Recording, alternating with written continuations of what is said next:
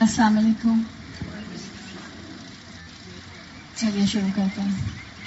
الحمدللہ رب العالمین والصلاة والسلام علی اشرف الانبیاء والمرسلین وعلی آلہ وصحبہ ومن استنى بسنتہ الی یوم الدین. اللہم جعلنا منہم ومن الذین آمنوا وعملوا الصالحات وتواصوا بالحق وتواصوا بالصبر. آمین یا رب العالمین.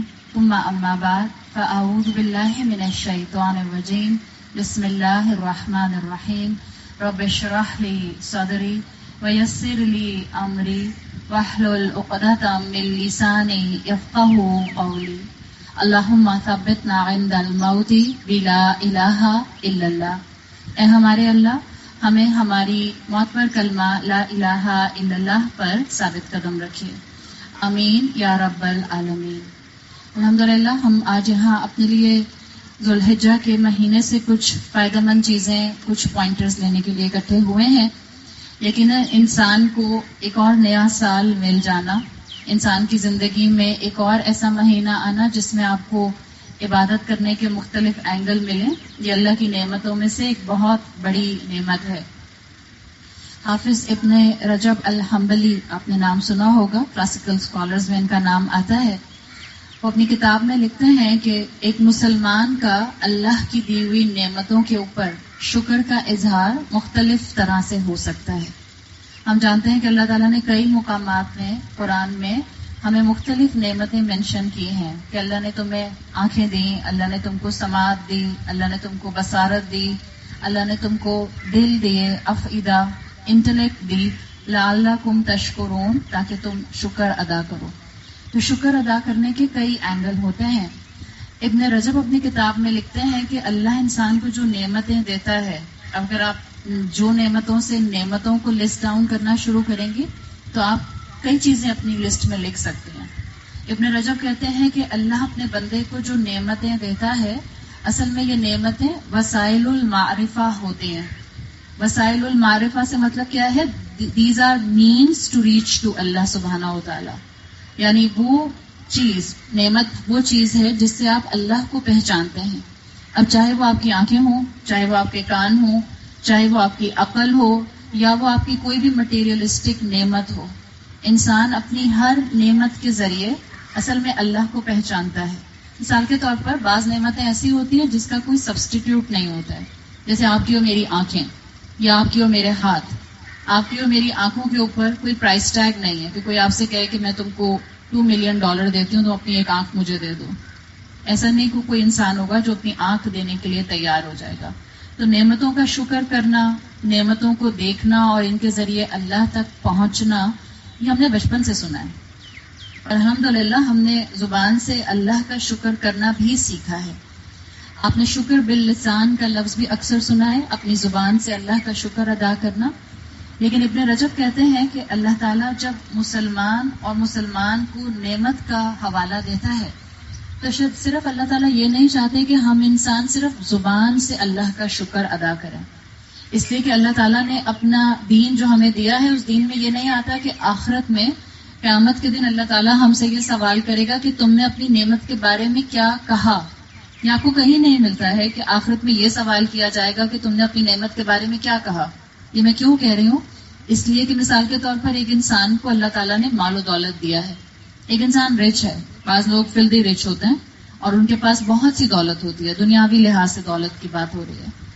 اگر کسی انسان کے پاس بہت سی دولت ہے، کسی انسان کے پاس بہت سی عقل ہے، کسی انسان کے پاس اللہ تعالیٰ نے بہت سے ریسورسز دیے ہیں، اور وہ زبان سے کہتا رہتا ہے کہ میرے پاس بہت سے ریسورسز ہیں، یا میں بہت امیر ہوں، یا میں بہت عقل مند ہوں، تو یہ اس کا شکر نہیں ہے. ابن رجب کہتے ہیں نعمت کا شکر ہوتا ہے کہ نعمت کا استعمال ڈیسائیڈ کرے گا کہ آپ نے نعمت کو اپنے لیے نعمت بنایا یا زحمت بنایا.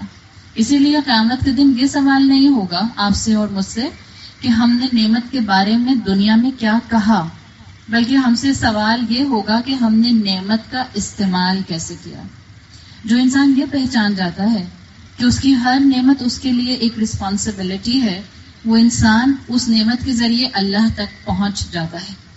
اگر آپ کو اور مجھے یہ معلوم ہو جائے کہ اللہ نے آنکھ کیوں دی ہے، تو ہم انشاءاللہ اپنی اس آنکھ کی نعمت کے ذریعے اللہ کی معرفت، اللہ کی ایکنالجمنٹ حاصل کر سکتے ہیں، اور یہی ہر نعمت کا مقصد ہوتا ہے. اسی لیے آپ دیکھیں اللہ کے رسول صلی اللہ علیہ وسلم کی حدیث کا مفہوم آتا ہے کہ قیامت کے دن ابن آدم کے قدم اپنی جگہ سے ہل نہیں سکیں گے جب تک کہ وہ اپنی نعمتوں کا جواب نہ دے دے. مثال کے طور پر اس میں آتا ہے جب تک وہ یہ نہ بتا دے کہ اس کو اللہ نے جو عمر دی تھی اس نے وہ کہاں لگائی. ایک انسان کو زندگی ملتی ہے اور اتنی لمبی زندگی ملتی ہے کہ گینیز بک میں اس کا ریکارڈ بن جاتا ہے. یا ظاہری بات ہے 100+ ایج ہوگی، ہو سکتا ہے 110 ایئرز ہو، 120 ایئرز ہو. آپ جانتے ہیں گینیز بک میں اس طرح کے ریکارڈ آتے رہتے ہیں. لیکن وہ انسان جس کو عمر ملی 110 سال یا 120 سال، اور اس نے ان 110 سالوں میں جو کہ نعمت ہے، ان 110 سالوں میں اپنی زندگی کے نعمت کا استعمال ایسے نہیں کیا کہ اللہ تک پہنچ جاتا، تو قیامت کے دن یہ نعمت، یہ عمر، یہ جو سال اتنے دیے گئے تھے، یہ اس کے خلاف گواہی دیں گے. اسی طرح سے اگر اللہ نے وقت دیا ہے، اگر اللہ نے صحت دی ہے، تو یہ اللہ کی نعمت ہے، اور اس نعمت کے استعمال کے بارے میں سوال کیا جائے گا. آپ اور میں سوال کیے جائیں گے کہ ہم سارا دن کہاں تھکے. کیا ہر انسان نہیں تھکتا؟ تھکتا ہر انسان ہے. وقت ہر انسان استعمال اپنا کر لیتا ہے. کچھ بوریت میں وقت گزار دیتے ہیں، کچھ پروڈکٹیو کاموں میں گزار دیتے ہیں، کچھ ایسے کاموں میں گزارتے ہیں جن کو آپ یوز لیس ایکٹیویٹیز کہہ سکتے ہیں، کچھ ایسے کاموں میں وقت گزارتے ہیں کہ جن کا نہ ان کو الٹیمیٹلی کوئی فائدہ ہوتا ہے، نہ انسانیت کو کوئی فائدہ ہوتا ہے. اور کچھ لوگ اپنے وقت کا بھرپور استعمال کرتے ہیں اس طرح سے جس طرح سے ان کے کریٹر نے ان سے کہا ہے. تو تھکتے سب ہیں، کون کہاں تھک رہا ہے، دیٹ کاؤنٹس. اسی لیے آخرت میں پوچھا جائے گا کہ کس نعمت کو کس طرح سے استعمال کیا. ابن رجب ہمیں یہی سمجھانا چاہ رہے ہیں کہ اللہ تعالیٰ نے جو ہمیں نعمتیں دی ہیں، ہمیں ہر نعمت کے ذریعے اللہ کی دی ہوئی اس پہچان کو جان جانا چاہیے جس سے ہمیں پتہ چلے کہ ہم نے اس نعمت کا استعمال کس طرح سے کرنا ہے. الحمدللہ ہم سب کو عقل کی نعمت ملی. اللہ نے ہم کو نہ صرف انٹلیکٹ دی ہے بلکہ اللہ تعالیٰ نے ہمیں ایک صحت مند مائنڈ ورکنگ کنڈیشن میں بھی دیا ہے. یہ اللہ کی بہت بڑی نعمت ہے. اللہ چاہتا ہے کہ مسلمان آج کا اپنی اس نعمت کو بھرپور استعمال کریں، اس لیے کہ جس دور میں آج آپ اور میں سانس لے رہے ہیں، یہ وہ دور ہے جس کے اندر ہر چیز کی لاجک مانگی جاتی ہے. یہ وہ وقت ہے جس کے اندر آپ کو ہر چیز کے بارے میں دلائل سے بات کی جاتی ہے. تو یہ وقت ہے جس میں آپ اور میں اپنی عقل کی نعمت کا بھرپور استعمال کریں. عقل ہم سب کے پاس ہے، ایسی بات نہیں ہے کہ کسی کے پاس عقل ہے اور کسی کے پاس نہیں ہے. عقل سب کے پاس ہے. جو اللہ نے ہمیں یہ برین دیا ہے، اس برین کے اندر یہ کیپیسٹی ہے جس کو اب سائنٹسٹ اور زیادہ بار بار ہم سب کے سامنے حقیقت کو لے کر آ رہے ہیں کہ آپ ذہن کے جس پورشن کو جس ڈائریکشن میں میکسیمائز کرتے ہیں، جس طرح سے استعمال کرنا شروع کرتے ہیں، اس کی ریٹیننگ پاور بڑھتی جاتی ہے. تو عقل کی نعمت ہم سب کے پاس ہے. الٹیمیٹلی اللہ کے سامنے پہنچیں گے تو ہم سے سوال ہوگا کہ ہم نے اس کا کیسے استعمال کیا. آج آپ اور میں الحمدللہ ایک نعمت اپنے پاس رکھتے ہیں، تمام دنیاوی نعمتوں کے ساتھ ساتھ، زندگی کی نعمت کے ساتھ ساتھ، جو نعمت ہے مسلمان ہونے کی. آپ کو اور مجھے اللہ تعالیٰ نے مسلمان بنایا ہے، اور یہ اسلام کی نعمت بہت بڑی نعمت ہے. اس نعمت کے بارے میں، اس نعمت کے استعمال کے بارے میں آج کے مسلمان کا کانشیس ہو جانا، یہ اس کی زندگی کی سب سے بڑی نعمت ہو سکتی ہے. ورنہ مسلمان تو بہت سے ہیں، 1.2-1.7 بلین مسلمان اس وقت اس دنیا میں موجود ہیں. لیکن کتنے لوگوں کو اپنی آئیڈینٹی کے بارے میں کانفیڈنس ہے؟ کتنے لوگ اپنی عقل کی نعمت کو اپنے اسلام کے ساتھ اٹیچ کرتے ہیں؟ کتنے لوگ صرف اور صرف بیئر منیمم پر مسلمان ہیں، منیمم پر؟ کتنے لوگ صرف اور صرف ٹائٹل کے مسلمان ہیں؟ کتنے لوگ صرف اس لیے مسلمان ہیں کہ بس ایک مسلمان فیملی میں پیدا ہو گئے؟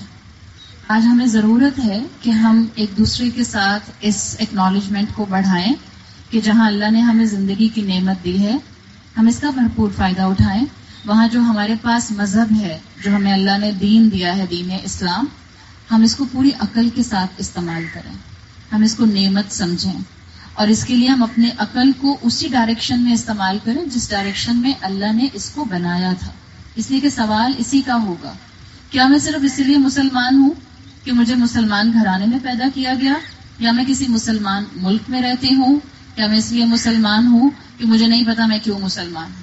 آج آپ باہر نکل کر پوچھیں، بہت سی ایسی یوتھ آپ کو ملے گی، یوتھ نہیں ایڈلٹ بھی ایسے مل جائیں گے جن سے اگر آپ سوال کرتے ہیں کہ آپ کیا ریزننگ دیں گے کہ آپ مسلمان ہیں، تو وہ بالکل اس وقت خاموش ہو جاتے ہیں، ان کے پاس کوئی جواب نہیں ہوتا. اگر آپ سے کوئی نان مسلم سوال کرتا ہے کہ آپ مسلمان کیوں ہیں، تو آپ کے پاس سالڈ ریزننگ ہونی چاہیے. اگر آپ سے کوئی سوال کرتا ہے کہ لا الہ الا اللہ محمد رسول اللہ آپ کے لیے کہنا اہم کیوں ہے، آپ کے پاس سالڈ ریزننگ ہونی چاہیے. اگر کوئی آپ سے یہ سوال کرتا ہے کہ رسول اللہ صلی اللہ علیہ وسلم کو آخری رسول ماننا کیوں ضروری ہے، آپ کے پاس اس کا جواب ہونا چاہیے. اگر کوئی آپ سے یہ سوال کرتا ہے، اس لیے کہ دنیا اس وقت گلوبلائزیشن کے ساتھ ہے، جہاں ایک مسلمان ہے وہاں پوری دنیا اس سے اس وقت پوری معرفت رکھتی ہے، تو آپ سے کسی وقت بھی کہیں پر بھی کوئی سوال پوچھا جا سکتا ہے. کیا پتا وہ سوال کوئی مسلمان پوچھے، کیا پتا کوئی نان مسلم پوچھے. بینگ اے مسلم میرے پاس اس کا جواب ہونا چاہیے. اگر مجھے دنیا میں ہر نئی ہونے والی ڈسکوری کے بارے میں معلوم ہے، ہر انوینشن کی میرے پاس ڈیٹیل آ جاتی ہے، ناسا کہاں تک پہنچ گیا اور ناسا کے سیٹلائٹس کہاں تک کام کر رہے ہیں، یہ میری انفارمیشن میں ہے. پولیٹیکل سینیریو کیسا چل رہا ہے اس کو میں بہت اچھی طرح سے سمجھ سکتی ہوں. تو مجھے یہ بھی معلوم ہونا چاہیے کہ اگر قرآن کو کامل کتاب، کمپریہنسو کتاب، اور اسلام کو ایک کمپریہنسو دین کہا گیا ہے تو کیوں کہا گیا ہے. یہ ہے عقل کا درست استعمال. اور اسی لیے اللہ تعالیٰ نے مجھے اور آپ کو دنیا کی زندگی اب تک دی ہوئی ہے، اس لیے کہ اللہ ہم سے کچھ نہ کچھ کام لینا چاہتا ہے. زندگی کی مہلت جس کے پاس ہے اس کے پاس یہ اپرچونٹی موجود ہے کہ وہ اپنی نعمتوں کا درست استعمال کر سکے. اور ہمارا یہاں اکٹھے ہونے کا مقصد بھی یہی ہوتا ہے کہ ہم اپنی عقل کو کچھ صحیح ڈائریکشن دینے کے لیے کوئی ایک دو پوائنٹرز اپنے ساتھ لے کر جا سکیں. تو اللہ نے ہمیں مسلمان بنایا ہے، ریزننگ ہمیں معلوم ہونی چاہیے. اللہ نے ہمیں عقل دی ہے، اس عقل کا درست استعمال ہمیں آنا چاہیے. آج جس دور میں ہم رہتے ہیں اس دور میں ہمارے لیے ریزننگ تلاش کرنا، علم حاصل کرنے کے بعد اس کو عمل میں لانا مشکل نہیں ہے. اچھی بات ہے زبان اللہ کا شکر ادا کرتی رہے، اچھی بات ہے زبان تسبیح کرتی رہے، بہت اچھی بات ہے کہ اللہ کا ذکر جو ہے وہ کانسٹنٹلی آپ کی زبان پر اور آپ کے دل پر جاری رہے. لیکن اٹس اے ہائی ٹائم کہ اپنی اسپرچویلٹی کے ساتھ اپنے انٹلیکچوئل پاور کو بھی اسلام کے ساتھ اٹیچ کریں. جب تک آپ اور میں یہ نہیں کریں گے، ہمارے اندر جو اس وقت ڈاؤٹس اور کنفیوژنز ہیں وہ شاید ہمارے اندر بہت بڑی ایک دڑاڑ پیدا کریں گے، ایک کریک پیدا کریں گے، جس کے بعد ہم اپنی آنے والی جنریشن کے اندر اسلام کی وہ خوبیاں نہیں دیکھ سکیں گے جو اس وقت ٹوٹی پھوٹی ہی صحیح آپ کو آج کی امت میں نظر آ رہی ہیں. اور ہم یہ دیکھ رہے ہیں آج جو شکوک اور شبہات اسلام کے لیے ہیں، آج جس طرح سے اسلام کے بارے میں آپ کو بہت اوپنلی اسلام بیشنگ ملتی ہے، آج سے 30 سال پہلے لوگوں کی زبانیں ایسے نہیں چلتی تھیں. نان مسلمز بولتے تھے، خود مسلمان نہیں بولتے تھے. لیکن آج مسلمان خود اتنے شکوک کا شکار ہیں، اتنا زیادہ اس اسلام کی نعمت سے دور ہیں، اس کو نعمت نہیں سمجھتے ہیں. اور پھر اس کے بعد ہمارے اندر وہ کانفیڈنس نہیں ہے. زبان الحمدللہ کہتی ہے لیکن عمل شکر سے بہت دور ہے. داؤد علیہ السلام کو ہم سب جانتے ہیں، اور داؤد علیہ السلام کی اولاد کو، فیملی کو اللہ تعالیٰ نے قرآن میں ایک انسٹرکشن دی ہے، اے عملو آل داود شکرا. یہ نہیں کہا اللہ تعالیٰ نے کہ کہو قولو شکرا، کہو شکر ہے. اللہ نے آل داؤد کو، داؤد علیہ السلام کی فیملی کو ایک انسٹرکشن دی ہے، اے عملو، عمل کرو شکر کے اوپر. اگر شکر پر عمل ہوتا ہے تو انسان کو اپنی نعمت لگتی ہے. اگر شکر پر عمل ہوتا ہے تو نعمت اللہ کے خلاف استعمال نہیں ہوتی، پھر چاہے وہ آنکھیں ہوں، چاہے وہ ہاتھ ہوں، چاہے وہ کان ہوں، چاہے وہ انٹلیکٹ ہو، یا وہ ہمارا 5 فٹ کا پورا جسم ہو. تو اپنی ہر نعمت کو اللہ کے راستے پر استعمال کرنا، یہی مقصد ہوتا ہے اس طرح کی سٹنگز کا. ذکر الحمدللہ ہم سب کرتے ہیں، اس لیے کہ میرا ایمان ہے کہ جو انسان اس طرح کی ٹاکس میں آ کر بیٹھ جاتا ہے اس کی زبان اللہ کا ذکر کرتی ہے. اور ہمیں الحمدللہ ذی الحج کے پوائنٹ آف ویو سے یہ دونوں اینگل بہت اسٹرانگلی ملتا ہے. ذی الحج کا مہینہ امپورٹنٹ اس لیے بھی ہے کہ ذی الحج کا مہینہ ابراہیم علیہ السلام سے کنیکٹڈ ہے. اور جب آپ ابراہیم علیہ السلام سے اس کو کنیکٹ کرتی ہیں تو ابراہیم علیہ السلام میں جہاں آپ کو اسپرچویلٹی نظر آتی ہے، وہاں ابراہیم علیہ السلام کی پرسنالٹی کے ساتھ لاجک اٹیچڈ ہے، انٹلیکٹ کا استعمال اٹیچ ہے. ایمان کے اوپر سٹینڈ لینا اٹیچ ہے. اس لیے یہ بہترین ٹائم ہے کہ ہم جہاں ذی الحج کے مہینے میں اسپرچویلٹی کو گین کرنے کی کوشش کر رہے ہیں اور ہم اللہ سے دعا کر رہے ہیں کہ اللہ تعالیٰ ہمیں نیکیاں کرنے والا بنائے، وہاں بہت ضروری ہے کہ ہم ابراہیم علیہ السلام کی اس لیگیسی کو بھی زندہ کریں کہ انہوں نے اپنی عقل کو اسلام کے ساتھ اٹیچ کیا، انہوں نے اپنی عقل کو توحید کے ساتھ اٹیچ کیا، انہوں نے اپنی انٹلیکٹ کے ذریعے اللہ کو پہچانا. وہ سب سے زیادہ لاجک شو کرنے والے نبی آپ کو قرآن میں نظر آئیں گے. اور اگر آپ نے اپنے ٹین ایج بچوں کو اسلام کی طرف لانا ہے تو ابراہیم علیہ السلام سے بہتر کوئی نبی نہیں ہو سکتا جس سے آپ بات کو شروع کریں. اس لیے کہ سمپل وے میں انہوں نے اپنے معاشرے میں وہ سوال ریز کیے تھے جو آج بھی ایک ٹین ایجر اس معاشرے کے اندر بہت سی ان چیزوں کو دیکھ کر ریز کر سکتا ہے جو اسلام کے خلاف ہیں. اس مہینے کے اوپر بات کرنے کا مقصد یہی تھا کہ ہم ان دونوں اینگلز کو ریوائیو کریں کہ ہم اپنی انٹلیکٹ کی نعمت کو اللہ کے راستے میں کیسے استعمال کریں. ابراہیم علیہ السلام ہمارے لیے رول ماڈل کیسے ہیں اور ہم ابراہیم علیہ السلام کی ہی پرسنالٹی سے اس اسپرچویلٹی کو کیسے زندہ کر سکتے ہیں ان مہینوں کے چند دنوں کے اندر کہ وہ ہماری زندگی کا کسی حد تک حصہ بن جائے. اب دیکھیں اللہ تعالیٰ نے آپ کو اور مجھے الحمدللہ اسلام کی نعمت دی، عقل کی نعمت دی اور ایک قرآن کی نعمت دی جس میں انبیاء کے قصے انٹیکٹ ہیں، احادیث ہمارے پاس موجود ہیں جس سے ہمیں کانسٹنٹ انسپریشنز ملتی رہتی ہیں. تب ہمیں یہ دیکھنا ہے کہ ہم کس طرح سے اپنی نعمتوں پر شکر کریں، کس طرح سے اپنی یوتھ کو جو کہ شکوک کا شکار ہو رہی ہے، کس طرح سے اپنے انٹیلیجنسیا کو جو دین کے بارے میں سننے کو تیار نہیں ہے، کون سی وزڈم سے ہم ان کو یہ دین بتانا اور سکھانا اور سنانا شروع کریں تاکہ امت کے طور پر ہم کھڑے ہو سکیں. ابراہیم علیہ السلام کا صرف اور صرف نام سن کر ہمیں حج کرنا یاد نہ آئے بلکہ ابراہیم علیہ السلام کا نام سن کر ہمیں دین پر سٹینڈ لینے کی بھی اسٹرینتھ ملے. اس کمبینیشن کو اس وقت اس عوام کے اندر، اس امت کے اندر، اس نئی جنریشن کے اندر بہت زیادہ پروپیگیٹ کرنے کی ضرورت ہے. ابراہیم علیہ السلام کو اگر آپ سنتے ہیں تو آپ کو اندازہ ہوتا ہے کہ ابراہیم علیہ السلام وہ واحد شخصیت ہیں جن کو اللہ کے رسول صلی اللہ علیہ وسلم کے لیے رول ماڈل بنایا گیا ہے. قرآن میں آپ سے کہا گیا کہ ابراہیم علیہ السلام کے لیے رسول اللہ کی ذات میں نمونہ ہے، یعنی رسول اللہ کے لیڈر، ان کے لیے رول ماڈل ابراہیم علیہ السلام کو بنایا گیا اور رسول اللہ صلی اللہ علیہ وسلم کو ہمارے لیے رول ماڈل بنایا گیا. آج جب انسان نے نعمتوں کا شکر کرنا چھوڑ دیا، کون سا شکر؟ کہ نعمت کو اللہ کے راستے میں استعمال کرتا، نعمت کو اسی طرح استعمال کرتا جس نے اس کو نعمت دی تھی. جب ہم نے یہ چھوڑ دیا تو اس وقت جنرلی ہیومینٹی ناشکری کے اندر ہے. جب ہم نے ناشکری اڈاپٹ کی تو ڈپریشن نے ہم سب انسانوں کو اس وقت انویلپ کیا ہوا ہے. کہا جاتا ہے کہ 2040 تک جو سب سے بڑی بیماری ہوگی جس سے انسانوں کی ڈیتھس ہوں گی، اموات ہوں گی، وہ کینسر نہیں ہوگا، وہ ڈپریشن ہوگا. بائی دا ٹائم 2040 ول کم. اس وقت بھی جو WHO کی رپورٹ آئی ہے ایک رف ایسٹیمیشن کے مطابق 25% عورتیں دنیا کی ڈپریشن کا شکار ہیں. عورتوں میں ڈپریشن زیادہ ہے. اس کی کئی وجوہات ہیں. ظاہری بات ہے میرا ٹاپک ڈپریشن نہیں ہے، لیکن اگر ہم اپنے ہی ٹاپک سے اس کو کنیکٹ کریں تو یاد رکھیں ڈپریشن کی ایک بہت بڑی وجہ پراپر ویژن نہ ہونا اور ناشکری آ جانا. These are 2 main reason. اس کے علاوہ کئی ریزن اور ہو سکتے ہیں لیکن یہ وہ 2 مین ریزن ہیں جو ہمارے ٹاپک سے کنیکٹڈ ہیں اور پھر وہ دوسری طرف ڈپریشن سے کنیکٹڈ ہیں. جب انسان کی زندگی میں ویژن کی کلیئرٹی نہیں ہوتی اور جب انسان کی زندگی میں ناشکری ہوتی ہے تو انسان سٹریس کی طرف، فوبیاز کی طرف، اینگزائٹیز کی طرف اور ڈپریشن کی طرف بڑھنا شروع کر دیتا ہے. اپنی نعمتوں کو نعمت جانیں اور نعمت کو ویسا ہی استعمال کریں جیسا کہ نعمت دینے والے نے آپ کو اور مجھے سکھایا ہے.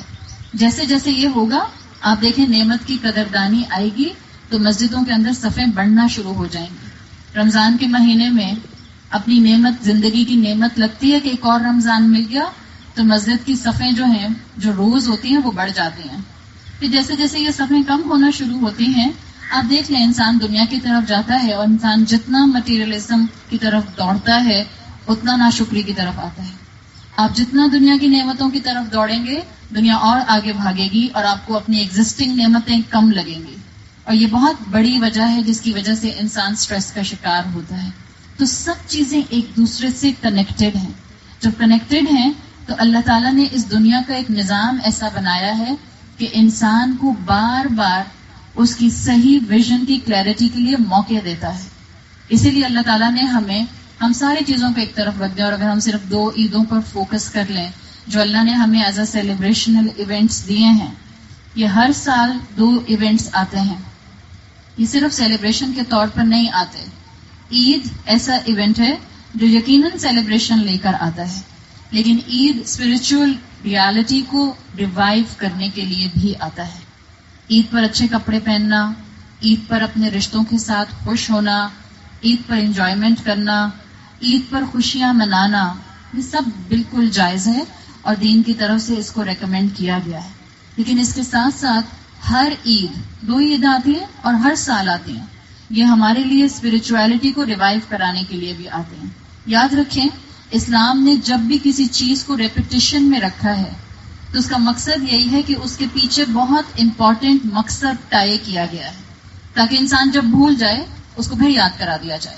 یہ ہر سال جو رمضان آتا ہے یہ آپ کو اور مجھے یاد دلانے کے لیے آتا ہے کہ قرآن کی اہمیت ہماری زندگی میں بہت زیادہ ہے. یہ جو ہر سال رمضان آتا ہے یہ ہمیں یاد کرانے کے لیے آتا ہے کہ جب ہم اللہ کے کہنے پر حلال سے رک سکتے ہیں تو پھر باقی 11 مہینے ہم حرام سے بھی رک سکتے ہیں. اسی طرح سے اللہ تعالیٰ نے یہ جو ہمیں دوسری عید الاضحیٰ دی ہے، اس کے پیچھے بھی ایک بہت گہری اسپرچل فلسفی موجود ہے. خوشیاں منائیں، یقیناً قربانی کیجیے، اپنے رشتوں کے ساتھ انجوائے کیجیے. اب تو یہ بھی بہت سوال اٹھنے لگ گیا جب دین اسلام کی نعمت کو ہم نے نعمت سمجھنا چھوڑ دیا، جب بھی ہمارے ذہنوں میں یہ سوال بہت زیادہ پاپ اپ ہونے لگ گئے کہ قربانی کریں یا پیسہ غریب کو دے دیں. حالانکہ یہ سوال کچھ اٹھنا نہیں چاہیے تھا. اگر اللہ نے آپ کو اتنا مال دیا ہے کہ آپ قربانی بھی کر سکتی ہیں اور غریب کی مدد بھی کر سکتی ہیں تو دونوں کام کیوں نہیں؟ آج جب ہم نے دین اسلام کی نعمت کو نعمت جاننا چھوڑ دیا تبھی ہم ایکسکیوزز تلاش کرنے لگ گئے کہ اگر فرض نہیں ہے گھر کے ہر فرد کے اوپر قربانی کرنا جو کہ ایلیجیبل ہے قربانی کرنے کے تو ہم نہیں کرتے. جبکہ فرض تو نہیں ہے گھر میں اگر 4 لوگ رہتے ہیں تو 8 کمروں کا گھر ہو، لیکن ہم سب پریفر کرتے ہیں کہ چاہے گھر میں 4 لوگ ہوں گھر ہمیں 8 کمروں والا ملے.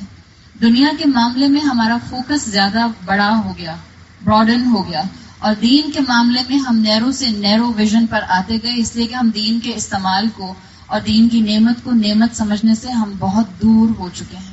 اللہ عید کا موقع دیتا ہے اسپرچل ریالٹی کو ریوائیو کرنے کے لیے. جیسے مختلف قوموں کے ساتھ مختلف ایونٹس طے ہوتے ہیں، ان کے سیلیبریشنز ہوتے ہیں، چاہے وہ ریچولسٹک ہوں، چاہے وہ کلچرل ہوں، چاہے وہ نیشنل فارم پہ ہوں. جیسے ہم بھی جانتے ہیں کہ ہمارے ملک میں بھی گیزٹڈ ہالیڈیز آتی ہیں. یہ جتنے بھی ایونٹس جس قوم کے ساتھ ہیں، بعض اوقات ہم کہتے ہیں نا کسی قوم کا تہوار اڈاپٹ کرنے میں مذائقہ کیا ہے. جو بھی ایونٹ کسی بھی قوم کے ساتھ، کسی بھی الگ نیشنلٹی رکھنے والے، کسی بھی الگ ریلیجن کے ساتھ اٹیچ ہے، ناٹ نیشنلٹی، ریلیجن، کوئی بھی ایسا سیلیبریشن جو کسی ریلیجن کے ساتھ اٹیچ ہے، یاد رکھیں وہ صرف ایک سیلیبریشن نہیں ہوتا، اس کے ساتھ ایونٹس ہوتے ہیں جو اس کی ہسٹری سے ٹائڈ ہوتا ہے اور وہ اس قوم کی آئیڈینٹی ہوتا ہے. اسی طرح سے یہ دونوں عیدیں ہم مسلمانوں کی آئیڈینٹی سے ٹائڈ ہیں اور ان کا گہرا تعلق ہے ہمارے تعارف سے. ہم اس وقت عید الفطر پر بات نہیں کریں گے، عید الاضحیٰ پر ہم بات کرنا چاہ رہے ہیں اور اس نعمت کے اینگل سے اس فلسفی کو سمجھنا چاہ رہے ہیں جو اللہ تعالیٰ ہمارے ذہنوں میں ریوائیو کرانا چاہتے ہیں. اللہ تعالیٰ ابراہیم علیہ السلام کی توحید ہمیں یاد کرانا چاہتے ہیں عید الاضحیٰ کے ذریعے. اللہ تعالیٰ ہمیں اپنی وحدانیت کو یاد کرانا چاہتے ہیں. اللہ تعالیٰ ہمیں قربانیوں کو یاد کرانا چاہتے ہیں. اللہ تعالیٰ ہمیں دین پر سٹینڈ لینا یاد کرانا چاہتے ہیں. یہ سب چیزیں اس عید کے ساتھ کنیکٹڈ ہیں اور یہ ریپیٹیشن میں آتی ہیں. اللہ تعالیٰ نے نہ صرف عید الاضحیٰ کے ساتھ ابراہیم علیہ السلام کی لیگیسی کو ٹائی کیا ہے، بلکہ رب کی رحمت ہے کہ رب نے اس امت پر بڑے احسانوں میں سے ایک احسان یہ کیا ہے کہ ہمیں ایسے کئی اوقات دے دیے جن میں عبادت کرنا زیادہ اجر کا باعث ہے. کئی دن دے دیے جن میں عبادت کرنے سے ہم ریوارڈ اپنا کئی گنا بڑھا سکتے ہیں. مہینہ ایسا دے دیا جس میں عبادت کرنے سے ایکسپونینشل ریٹ سے ہمارا ریوارڈ بڑھ جاتا ہے. ہم سب جانتے ہیں ہمارے لیے ہفتے کے اندر 2 دن ایسے آتے ہیں، منڈے اور تھرسڈے، جن میں ہمارے اعمال اللہ کے سامنے پریزنٹ کیے جاتے ہیں. جب یہ اللہ کے رسول صلی اللہ علیہ وسلم ان دونوں دنوں میں روزہ رکھا کرتے تھے. ہم جانتے ہیں پورے ہفتے میں اہم ترین دن جمعے کا دن ہوتا ہے. الحمدللہ آج بھی جمعے کا دن ہے، اور جمعے کے دن کی عبادت، جمعے کے دن جمعے کا اہتمام کرنا، جمعے کے دن وہ سنتیں اڈاپٹ کرنا جو رسول اللہ صلی اللہ علیہ وسلم نے سکھائی ہیں، اور اس خاص گھڑی کو تلاش کرنا جس میں جو دعا کی جاتی ہے قبول ہوتی ہے. یہ سب وہ چیزیں ہیں جو اس دن کی اہمیت کو بڑھاتی ہیں. مور اوور، ہر رات تیسرے پہر وہ وقت آتا ہے جس میں اللہ تعالیٰ خود آسمان دنیا پر آتے ہیں اور اللہ کی طرف سے ندا آتی ہے کوئی پکارنے والا جس کی پکار کا میں جواب دوں، ہے کوئی سوال کرنے والا جس کو میں عطا کروں، ہے کوئی مغفرت طلب کرنے والا جس کو میں معاف کر دوں.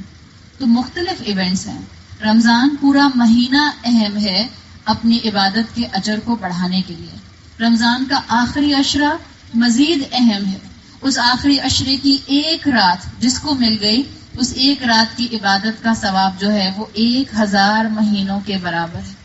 تو اللہ کانسٹنٹلی چاہتا ہے کہ آپ اور میں اپنی زندگی میں اللہ کے قریب آنے کے لیے ان مختلف ریمائنڈرز سے فائدہ اٹھائیں. اسی طرح سے ذی الحج کے یہ پہلے 10 دن، عید کا دن تو اہم ہو ہی گیا اس لیے کہ ہم اس دن قربانی کرتے ہیں، ابراہیم علیہ السلام کی سنت کو پورا کرتے ہیں. پوری دنیا کے مسلمان انہی دنوں میں یوم النحر کے آگے پیچھے ہی حج کا جو مین فرض ہے وہ ادا کرتے ہیں. حج کی عبادت اینول گیدرنگ، ریلیجس گیدرنگ میں سب سے بڑی گیدرنگ ہے جو کہ مسلمانوں کے حصے میں آئی ہے، اور حج کا ہر منسک، ہر ریچول ابراہیم علیہ السلام سے کنیکٹڈ ہے.